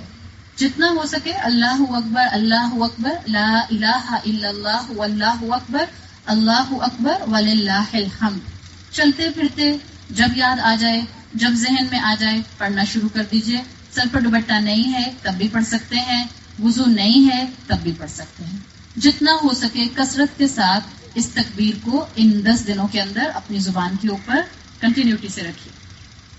تیسری چیز جو آپ ان 10 دنوں میں انشاءاللہ اڈاپٹ کر سکتے ہیں وہ ہے قیام اللیل، تہجد. قیام اللیل، تہجد، تراویح، یہ سب ایک ہی ٹرمز ہیں. تراویح کا لفظ جو ہے وہ آپ صرف رمضان کے لیے اسپیسیفک دیکھتے ہیں، باقی پورا سال آپ قیام اللیل کہتی ہیں یا تہجد کہتی ہیں، ایک ہی بات ہے. ابھی رمضان میں ہم جو تراویح پڑھ رہے تھے وہ ہماری تہجد کا ہی ایکولنٹ تھا. جیسے ہی رمضان ختم ہوتے ہیں آپ دیکھیں ہماری عشاء کی نماز کتنی چھوٹی ہو جاتی ہے. زیادہ تر لوگوں کی عشاء کی نماز چھوٹی ہو جاتی ہے جو لوگ رمضان میں تراویح پڑھ رہے ہوتے ہیں. تو اللہ تعالیٰ نے ہمیں یہ 10 دن دیے ہیں. اگر آپ پورا سال جنرلی تہجد نہیں پڑھتے، دس از این انسینٹیو. یا تو ان 10 دنوں کو مائل سٹون بنائیے کہ آئندہ سے میں تہجد اپنی زندگی میں کوشش کروں گی کہ میں پڑھوں. نہیں اگر ممکن ہے تو کم سے کم ان 10 دنوں میں تہجد کا اہتمام کیجیے، اس لیے کہ ان دنوں کی عبادت بہت اہم ہے. منیمم 2 رکعت پڑھے جا سکتے ہیں، میکسیمم آپ 8 بھی پڑھ سکتی ہیں. اور آپ صلی اللہ علیہ وسلم کی حدیث کے مطابق جو بخاری میں آتی ہے، جب ایک شخص نے آپ صلی اللہ علیہ وسلم سے تہجد کی نماز اس کی رکعات کے بارے میں پوچھا تو آپ نے اس کو ان لمیٹڈ رکھا، المثنا المثنا المثنا اینڈ ان لمیٹڈ، جو جتنی پڑھنا چاہے. تو جو ہم آپ صلی اللہ علیہ وسلم کے ایک عمل سے دیکھتے ہیں وہ آتا ہے آپ کو نمبر 8 کا، 8 رکعات کا. لیکن جو زیادہ پڑھتا ہے وہ بھی پڑھ سکتا ہے، بخاری کی حدیث کا میں نے آپ کو ریفرنس دے دیا. تو ان 10 دنوں میں کوشش کیجئے کہ آپ تہجد پڑھیں. یاد رکھیے تہجد کی دعا عام دنوں میں بھی اللہ تعالیٰ قبول فرماتے ہیں. ڈپینڈ کرتا ہے آپ نے کتنا آنکھیں کھول کے اور کانشیسنیس کے ساتھ مانگی ہے. ڈپینڈ کرتا ہے آپ نے کتنی چاہت سے مانگی ہے. ڈپینڈ کرتا ہے آپ کتنا محسوس کر رہی ہیں کہ اس وقت میں اللہ پہلے آسمان کے اوپر آ جاتا ہے. اگر کوئی بھی زندگی میں حاجت ہے، کوئی بھی خواہش ہے، کوئی بھی ایسی چیز ہے جو آپ ڈیسپریٹلی مانگ رہی ہیں اور آپ کو لگتا ہے کہ آپ کی دعا قبول نہیں ہو رہی ہے، تو تہجد کے وقت اٹھیے. زیادہ تر مائیں اولاد کے لیے گڑ گڑا کر ہدایت مانگتی ہیں، سیدھا راستہ مانگتی ہیں، ان کی حفاظت مانگتی ہیں، ان کی صحت مانگتی ہیں، ان کی خوشیاں مانگتی ہیں. سو the best time is to wake up at تہجد، اور پھر جو آپ نے اللہ سے مانگنا ہے وہ مانگیے. اپنے پاس کیلنڈر دیکھ لیجئے، جو آپ کا صبح صادق کا ٹائم آتا ہے اس سے 20 منٹ پہلے اٹھ جائیں. اگر تو آپ روزہ رکھ رہی ہیں تو آپ اور پہلے اٹھ جائیں گی. اگر آپ روزہ نہیں رکھ رہی ہیں تو 20-25 منٹ پہلے اٹھیے، وضو کیجئے، 2 رکعت پڑھیے اور پھر اللہ سے خوب بات کیجئے، خوب اللہ سے مانگیے. تو قیام اللیل کیجئے ان 10 دنوں کے اندر. 3 چیزیں ہو گئی. چوتھی چیز انشاءاللہ ان 10 دنوں کے اندر کثرت کے ساتھ صدقہ کیجیے. صدقہ میں وہ والا صدقہ نہیں کہہ رہی اس وقت کہ جس میں آپ نے اپنے مسلمان بہن کو، بھائی کو مسکرا کر دیکھا تو وہ بھی صدقہ ہے. میں اس وقت اس کی بات نہیں کر رہی. مال کا صدقہ کیجیے. کوئی اپنا اماؤنٹ فکس کر لیجیے اور روز تھوڑا تھوڑا اماؤنٹ جو ہے وہ اگر آپ دینا چاہتی ہیں تو کسی وائٹ کالر، کسی اچھی فیملی جو کہ آپ کے سامنے ہاتھ نہیں پھیلاتی یا اس کو دیجیے، یا کسی ضرورت مند کو آپ جانتی ہیں اس کو دیجیے، یا آپ کے اپنے گھروں میں کام کرنے والے لوگ ہیں آپ ان کی مدد کرنا چاہتی ہیں، روز تھوڑا اماؤنٹ دیجیے. روز نہیں دینا چاہتی آپ ایک ساتھ بھی کسی کی مدد کر سکتی ہیں، ورنہ کسی آرگنائزیشن سے کانٹیکٹ کر لیجیے جو لوگ راشن جینوئن جگہ پر پہنچاتے ہیں. آپ ان سے راشن کا بھی جو سپلائی کرنے کا معاملہ ہے وہ ڈیسائیڈ کر کے ان دنوں میں کثرت سے صدقہ کر سکتی ہیں. اس لیے کہ آپ صلی اللہ علیہ وسلم کی کئی احادیث آتی ہیں جس سے پتہ چلتا ہے کہ ان دنوں میں نیکیاں اللہ کو خاص محبوب ہیں. یہاں تک کہ آپ صلی اللہ علیہ وسلم کی حدیث کے مفہوم کے مطابق جہاد سے بھی زیادہ اللہ کو اس وقت اپنے بندے کی نیکیاں محبوب ہیں. تو کثرت سے صدقہ کیجیے. اگلا پوائنٹ، اپنے اندر ایک طاقت، انرجی یہاں سے گین کر کے جائیے. ارادہ کیجیے، دعا مانگیے کہ اللہ تعالیٰ مجھے ان 10 دنوں میں اگر غصہ آئے، جو کہ آئے گا، تو میں اس غصے کو بہت زیادہ ایکسپریس نہ کروں. غصہ آنا برا نہیں ہوتا، اٹس نیچرل. ہم انسان ہیں، کوئی انسان ہمیں پریشان کرے گا تو ہمیں غصہ آئے گا، کوئی انسان ہماری مرضی کے مطابق فیصلہ نہیں کرے گا تو غصہ آئے گا، بچے آپ کو تنگ کریں گے تو غصہ آئے گا. There can be any XYZ reason. تو یہ کہنا کہ اللہ مجھے غصہ نہ آئے، اٹس ویری امپریکٹیکل اپروچ. اللہ سے دعا مانگیے، اللہ تعالیٰ ان 10 دنوں میں اپنی تربیت، اپنی گرومنگ، اپنا تزکیہ کرنا چاہتی ہوں، مجھے طاقت دیجیے کہ میں اپنے غصے کو کنٹرول کر سکوں.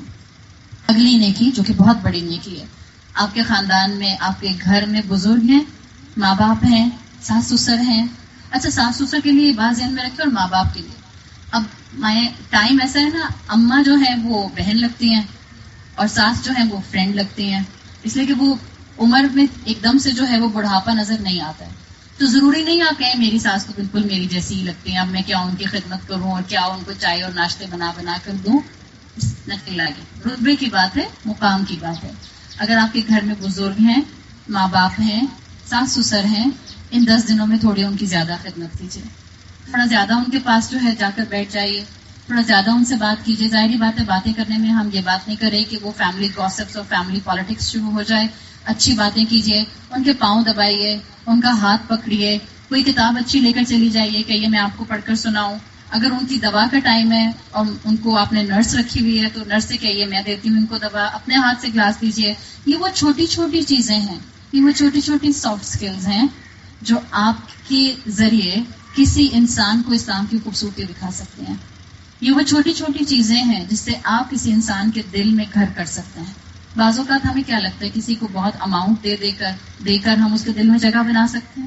ایک مسکراہٹ، آپ کا جینوئن خلوص کے ساتھ اس کے ساتھ ملنا، آپ کا اس سے محبت کا اظہار اس کے دل میں آپ کے لیے جگہ بنا دے گا. تو پلیز ان 10 دنوں میں تھوڑی ایکسٹرا والدین کی، اپنے والدین کی بھی اور شوہر کے والدین کی بھی خدمت کرنے کی کوشش کیجیے. ان 10 دنوں کے اندر ہی 10واں دن قربانی کا دن آتا ہے جو عید الاضحیٰ کا مین عمل ہے، سنت ابراہیمی ہے. اس کے لیے ایک بات ذہن میں رکھیے، آپ کو اگین دونوں باتیں ملتی ہیں. اس وقت آپ کو ابھی 10 دن میں اور میسیجز فلوٹ ہوتے ہوئے ملیں گے. اگین ایک اسکول آف تھاٹ ایک چیز کو مینشن کرتا ہے، ایک اسکول آف تھاٹ ایک چیز کو مینشن کرتا ہے. پچھلے کئی دنوں سے میرے پاس ایک ہی جیسا میسیج بار بار آ رہا ہے اور اس میں دلیل کے ساتھ اللہ کے رسول صلی اللہ علیہ وسلم کا عمل بتایا جاتا ہے کہ آپ صلی اللہ علیہ وسلم نے ایک ہی مینڈا کیا جو آپ نے اپنی طرف سے، اپنی ایگزسٹنگ ازواج کی طرف سے، ان تمام اپنے مرحومین کی طرف سے کیا جو کہ دنیا سے جا چکے تھے، اور ایک ہی مینڈا آپ نے کیا. اسی لیے اسکالرز کہتے ہیں کہ ضروری نہیں ہے کہ ایک ہی چھت کے نیچے رہنے والے جو ہیں وہ سب یہ الگ الگ قربانی کریں چاہے وہ ایلیجیبل ہوں، بلکہ اگر والد صرف قربانی کر لیتے ہیں، چاہے اولاد پیوبرٹی پر ہے، چاہے اولاد کماتی ہے، تو وہ چاہے تو نہ کرے. صحیح. دوسری طرف آپ کو اوپینین ملتی ہے کہ جو ایلیجیبل ہے، جو کر سکتا ہے، پیوبرٹی کراس کر چکا ہے، وہ اپنی اپنی قربانی کرے. دس از این انسینٹو. ابھی میں نے آپ کے سامنے گھر کی مثال دی تھی. ہم گھر کے 4 لوگ ہوتے ہیں، مگر اگر ہمیں آپشن دیا جائے کہ آپ کو 8 کمروں کا گھر دیا جا رہا ہے، آپ اس کو چھوڑ دیں گے؟ نہیں ہم تو 4 لوگ ہیں، 2 کمروں کا گھر کافی ہے. آپ فوراً اڈاپٹ کریں گے، آپ اس کو گراسپ کرتے ہیں. رسول اللہ صلی اللہ علیہ وسلم کا فائنینشیل سٹیٹس جانتے ہیں؟ مدینہ میں بھی وہ جو ہم اکثر سنتے ہیں کہ آپ صلی اللہ علیہ وسلم مدینہ میں ایک موقع پر لیٹے ہوئے تھے جب حضرت عمر رضی اللہ عنہ ان کے پاس آئے. دوپہر کا وقت تھا اور جب آپ صلی اللہ علیہ وسلم اٹھ کر بیٹھے تو آپ کی کمر پر، سے کہ آپ نے کرتا نہیں پہنا ہوا تھا، کرتا اتارا ہوا تھا گرمی کی وجہ سے، آپ کی کمر پر چٹائی کا پورا پیٹرن بنا ہوا تھا. یہ آپ صلی اللہ علیہ وسلم کا فائنینشیل سٹیٹس سمجھانے کے لیے کافی ہے. حضرت عائشہ رضی اللہ عنہا مدینہ کے دور میں بتاتی ہیں، اس لیے کہ آپ کی رخصتی مدینہ کے دور میں آ کے ہوئی. وہ کہتی ہیں کہ کئی دن تک ہمارے گھر میں صرف 2 کالی چیزوں کے علاوہ کچھ نہیں ہوتا تھا. کالی چیزوں میں ایک کھجور اور دوسرا پانی فلٹر نہیں ہوتا تھا، صحرا تھا، تو جتنی امپیورٹیز آتی تھی سب ساتھ پیا کرتے تھے. تو وہ کہتی ہیں کہ ہمارے گھر میں 2 کالی چیزوں کے علاوہ کھانے کے لیے کوئی چیز نہیں ہوتی تھی، صرف پانی اور کھجور ہوتا تھا. دس از دا فائنینشیل سچویشن آف رسول اللہ صلی اللہ علیہ وسلم. آپ نے کبھی زکوٰۃ نہیں دی بیکاز آپ کے پاس سال بھر کبھی اتنا مال اکٹھا نہیں ہوا. لیکن ابن عمر کہتے ہیں آپ صلی اللہ علیہ وسلم نے 10 سال لگاتار مدینہ کے دور میں قربانی کی ہے. یہ آپ کی سنت ہے. اور ہم جو بڑے بڑے گھروں میں رہتے ہیں، ہم جن کے پاس بینک بیلنس ہے، ہم جن کے پاس اپنے گھر کے ساتھ ساتھ ریئل اسٹیٹ ہے، ہم جن کے پاس اس ریئل اسٹیٹ کے ساتھ ساتھ سٹاک ہے، ہمارے پاس جہاں جیولری ہے، وہاں ہم اس حدیث کو سن کے اور اس پوائنٹ آف ویو کو فک کے سن کے یہ کہہ دیں کہ ایک باپ کی قربانی کافی ہے. یہ ہمارا اپنا اللہ اور اسلام اور شریعت سے محبت کا لیول بتا رہا ہے کہ ہم ایکسکیوز کی تلاش میں ہوتے ہیں کہ ہماری عبادت اور قربانی سے جان چھوٹ جائے. دس از یور میٹر. ہاں ٹھیک ہے، کوئی نہیں کرتا، جو انسان افورڈ نہیں کر سکتا. ایسے بھی لوگ ہیں ہمارے ہی شہر کے اندر جہاں پر اس وقت لوگوں کے لیے گائے کا ایک حصہ بھی افورڈ کرنا آسان نہیں ہے.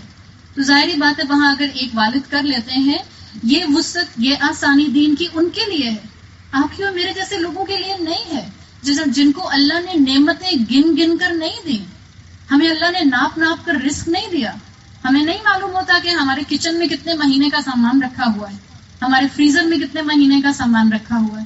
تو جب اللہ کو دینے کی بات آتی ہے تو ہم کیوں ایکسکیوزز تلاش کرتے ہیں, ہم کیوں رزق کو ناپنے لگ جاتے ہیں. تو قربانی سنت ابراہیمی ہے, قربانی رسول اللہ صلی اللہ علیہ وسلم کی سنت ہے. ایک اور اینگل میں بتا دوں, اس لیے کہ یہ بھی سوال اکثر پوچھا جاتا ہے. آپ صلی اللہ علیہ وسلم نے الگ سے اپنے کسی مرحوم کے لیے قربانی نہیں کی. جو قربانی آپ نے خود کی اسی میں آپ نے اپنے مرحومین کے ثواب کو شامل کیا. لیکن ہمبلی اسکول آف تھاٹ میں اس کی اجازت دی جاتی ہے کہ اگر آپ اپنے والد کی طرف سے, والدہ کی طرف سے جو دنیا سے جا چکے ہیں, فار اینی ڈیزیز جو دنیا میں موجود نہیں ہے, کوئی بھی مرحومین میں سے آپ اس کے لیے اگر قربانی الگ سے بکرا کرنا چاہیں تو آپ کر سکتے ہیں. یہ میں نے آپ کو دونوں رائے بتا دی. جو قربانی آپ کر رہے ہیں آپ اسی کے اندر اپنے مرحومین کے ثواب کو شامل کر سکتی ہیں. یہ رسول اللہ کا عمل ہے. آپ نے اپنی زوجہ حضرت خدیجہ رضی اللہ عنہا کے لیے الگ سے قربانی نہیں کی, اسی قربانی میں آپ کے ثواب کو شامل کیا. آپ یہ بھی کر سکتی ہیں. ہمبلی اسکول آف تھاٹ کے اسکالر اس حدیث کو سامنے رکھتے ہوئے کہ جو صدقہ بھی کیا جاتا ہے وہ صدقہ انسان کے اپنے عمل کو بھی, اور اگر اولاد والدین کی طرف سے کرتی ہے تو والدین کے اجر تک بھی اس چیز کو پہنچایا جاتا ہے. اس اینگل سے اجازت دیتے ہیں کہ اگر آپ مرحومین کی طرف سے الگ قربانی کرنا چاہیں تو آپ بکرا کر سکتے ہیں. صحیح. تو 10 ذی الحجہ کا اہم عمل قربانی کا ہے. اپنے آپ کو ہم بے وقوف بنانے سے بچیں, اپنی اپنی نیتوں کو صاف رکھیں, اور اللہ تعالیٰ نے دین کی جو وسعت دی ہے ہم اس کو اپنی نعمتوں کے مطابق استعمال کریں. اینڈ فائنل تھنگ جو ان 10 دنوں میں کثرت کے ساتھ کرنے کی ضرورت ہے, زبان کو اور عمل کو اللہ کے شکر سے اٹیچ کیجیے. اللہ نے ایک اور موقع دیا ہے ان 10 دنوں سے بینیفٹ میکسیمم ارن کرنے کا. اللہ نے زندگی دی ہے معافی مانگنے کی. زبان سے کثرت سے معافی مانگیے, توبہ کیجیے اللہ سے.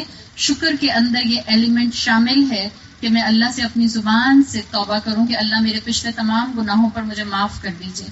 اور ایک اسی توبہ کے اندر اور شکر کے اندر اپنے آپ سے ایک کمٹمنٹ کیجیے.